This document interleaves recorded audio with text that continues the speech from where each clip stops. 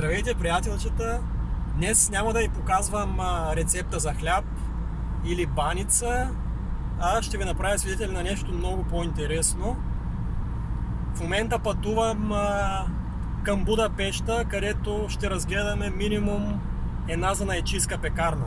Надявам се да не стигне времето, днеска е неделя. Ако може, ще посетим и две. И така, let's go! Намираме се пред една от известните пекарни в Будапеща, именно Aran Bakery. Ще хвърлим и бърз поглед в самата пекарна. Виждате сандвичи от хляб с квас, също така чизкейк, шоколадов кейк, но както ми каза и продавачката в магазина, днеска е неделя и няма особено много печива, но ние трябва да сме благодарни на това, което има, за да може да ви го покажем. Ето и маделини, струват 850 форинта.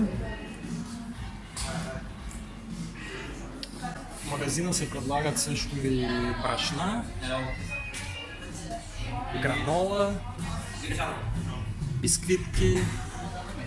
1 кг брашно е 790 форинта, което в евро прави около между 3 и 3,50 евро. Предлагат се и 4-5 вида хляб с квас. Виждаме пълнозърнест ръжен хляб, пълнозърнести хлебчета, бриош, няколко вида хляб, но с превъзходно качество, предполагам.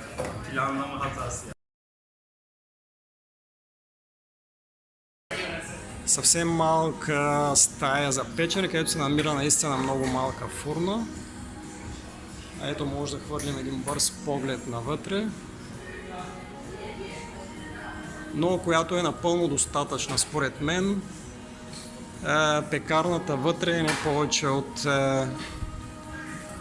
15-20 квадратни метра, но виждате какви превъзходни печива са приготвени. От разговор с служителите разбрахме, че любимото печиво тук са круасаните. Разбира се, в комбинация с вкусно кафе или капучино. Един круасан цената му е 780 форинта, което е около 3-3,50 евро. Както виждате, не е никак ефтино, но както и в цените в Унгария са доста високи на всичко останало. И така отправяме се към следващата артизан пекарна в Будапеща.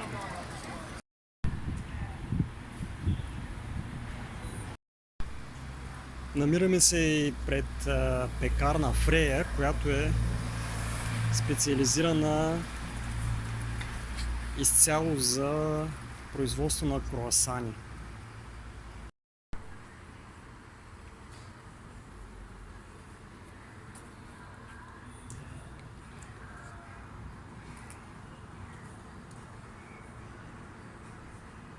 Така, тук имаме круасан с сирене и шунка, с домати и грана падано, портокалов цвят, пено шокола и бадемов круасан, или по-скоро бадемово охлювче.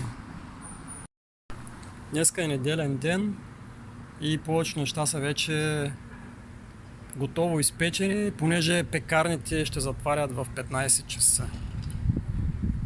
Ето го е асортимента, който има останал в момента.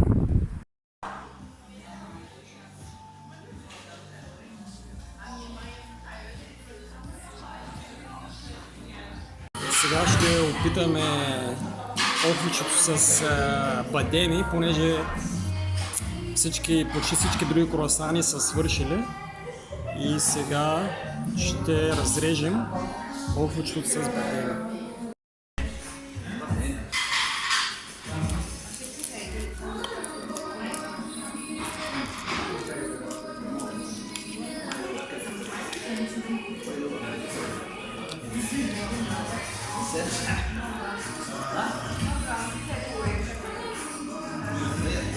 Ето как изглежда и охлювчето отвътре. Както вече споменах, в Будапеща е сравнително скъпо. Ето и цената, която платихме за бадемовото охлювче за безалкохолното. Обърнато в евро, това прави 4,80 евро за бадемовото охлювче и 2,20 за безалкохолното. Така, тези цени, сравнени с Швейцария, са доста по-високи.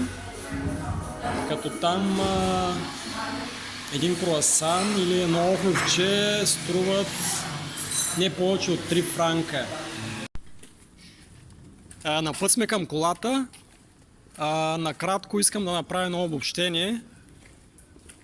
Охлювчето, което го изядохме, определено не беше ламинирано с краве масло, а с маргарин. Това мога да го потвърдя като специалист в тази област, който ламинирам по 250 до 300 кг тесто всеки ден. Да попитаме и моя помощник. Хареса ли ти бадемовото охлювче? Ами не много, защото беше много мазно. Да, наистина, въпреки че показа добри пластове, самия вкус не беше особено задоволителен.